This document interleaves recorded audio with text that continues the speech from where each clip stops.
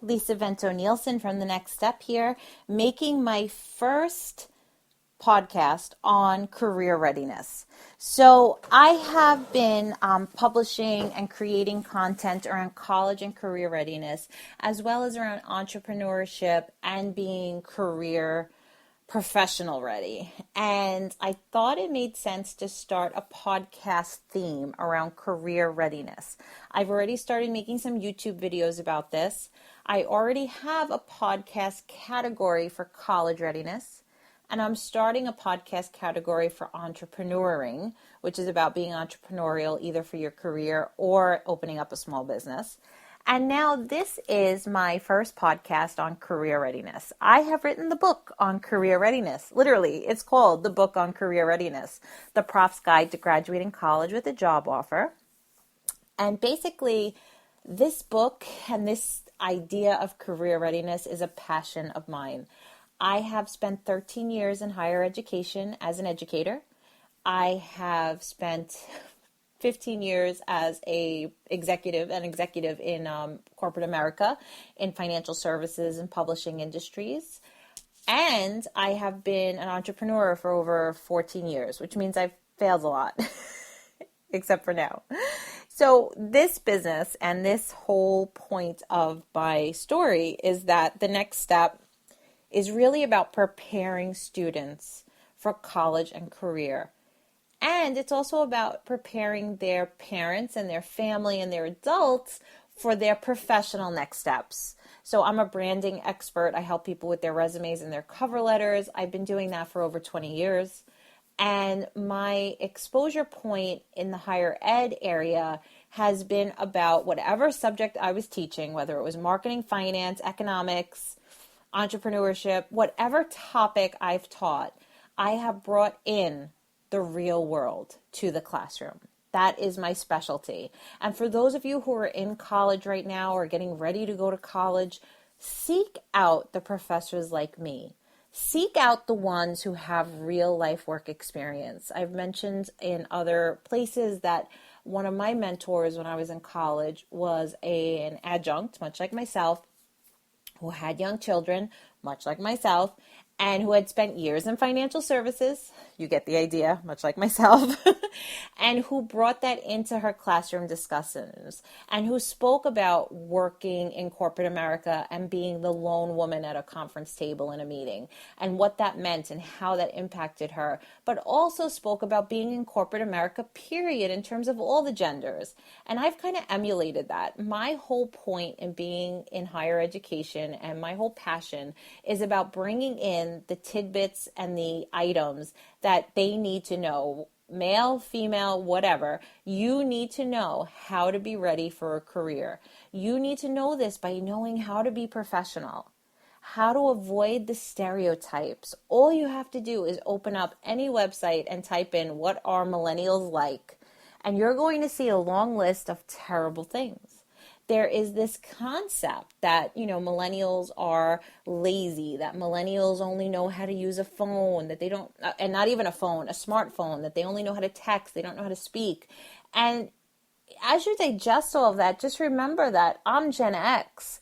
And when I was starting my career in the late 90s, the same media push was there about how Gen Xers weren't as good as baby boomers. And the Gen X wasn't ready to be a career person and they needed to be babied. It's the same story, just different names. The real issue, however, is the proliferation of media and the fact that social media, websites, we're always on our phone, we're always reading things. Everyone has kind of accepted this idea of millennials being unable to communicate, not professional, want time off. All of these things that are really just stereotypes and not necessarily indicative of your whole generation. There are some of you who might not be ready and who might want to take time off. And there are some of you who might prefer to sit on your phone than to talk to people, but that's not all of you. And I think what's important is that by recognizing the stereotypes, and that's something that I talk about a lot in my career readiness training and workshops that I do in the New York City area. And it's also a big part of my books, is about recognizing what those stereotypes are and knowing how to avoid being classified as them.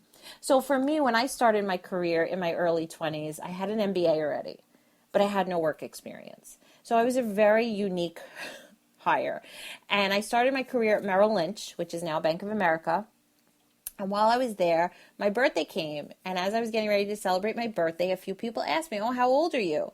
And I was like, "Oh, I turned 23. And everybody was in shock. The perception was that I was a lot older. And part of that was because I had an MBA. And part of that was also because I was a really, really old soul. And when I came to work, it was professionalism. I was managing people who were 40. I needed to project a certain image. And I kind of made a decision, subconsciously perhaps, where I would be assumed to be older. And that worked for me. And I think that much goes today for the idea of career readiness. A lot of it is a mindset. A lot of it is saying to yourself, I am going to be professional, and this is how. That means not talking about your weekends, not talking about your late nights, and not making those choices speak for you, not coming to work looking exhausted all the time, and not talking about a lot of the activities that you're doing. See, a lot of the older professionals will try to live through you, but as they're trying to live through you, they will be judging you. So this is just my general introduction to the ideas of career readiness. And I would love to hear back from those of you who do choose to listen and those of you who have learned from me before. I have a blog where I share content on a lot of this for free, and my books are on Amazon and also on my website.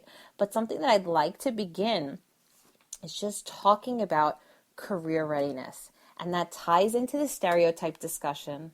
That ties into the fact of being prepared, knowing that you are projecting yourself just as much on your social media account as you are when you sit down and interview with somebody. Being ready for interviewing, being prepared for that interview. I have trained 250 students through a New York City program called Ladders for Leaders. And these students are the top of the top. They have excellent GPAs, lots of experience. They know how to write an essay. They have some great skill sets. And every one of them told me they need help interviewing. And it's not just their perception. I mean, we really do need to train on how to interview. And I've spoken to business leaders in Staten Island and New York City, and they all say the same thing. College students come in, they sit on their phone, they don't know how to communicate. They don't know how to shake our hand. They don't know how to ask questions. They're not answering our questions in a way that make us want to hire them. You really need to learn the art of communication, and it can be taught and it can be learned. You need to learn how to survive an interview, but also how to convey that you are the right person for that opportunity. And it's not easy to do. I'm not saying that it's easy. It is not easy to do. Interviewing is one of the most challenging things for anyone who's building a career. And as someone who's been interviewing since, 1997, I could tell you that interviewing really is about practice. It really is about honing your story. So really, I would like to talk about something I've just made a YouTube video about, which is about answering some of the most common interview questions. And I will be doing more videos about different interviewing techniques, different questions. I will be making podcasts and videos about how to write the perfect resume, how to get noticed on social media. But for today's little mini lesson, I'd like to talk about one of the most popular questions you'll ever be asked on an interview, which is, what is your biggest weakness? Now, this question has been asked since, I would say, 1967. Forget about 1997. And the point is that when you answer it, you cannot say, nothing, I don't have a weakness. The interviewer will pass out from boredom and will know that you're not prepared. You also can't say something like, I'm really weak at X, without telling a story.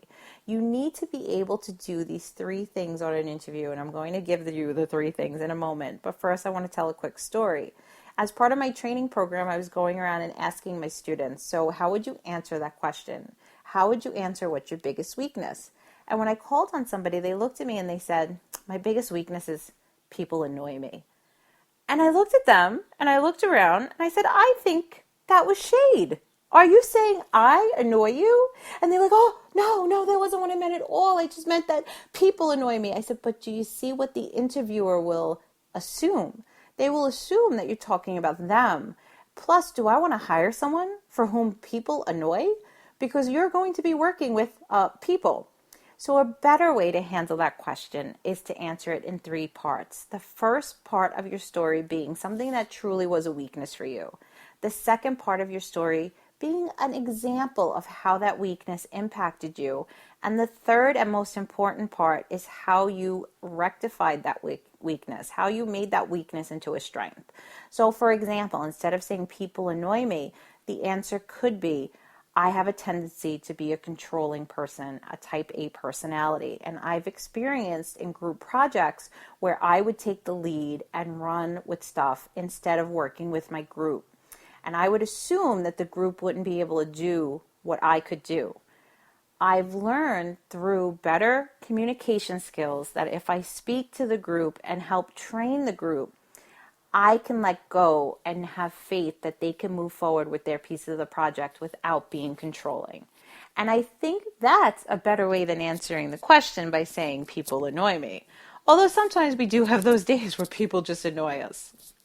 So this is just a little tidbit, a little taste into the Career Readiness podcast that I hope to build out and share with you guys. In addition to my YouTube channel, in addition to my blogging, thenextstep1234.com/blog, please continue to learn with me, view my videos, listen to my podcasts, see which learning style works for you so that I can help you take your next step. Also check out my books on my website and also on Amazon, The Next Step Publishing. Lisa Vento Nielsen, author, speaker, expert, educator, executive, and entrepreneur, hoping to help you take the next step. The Next Step 1234.com, and happy hunting. Thank you.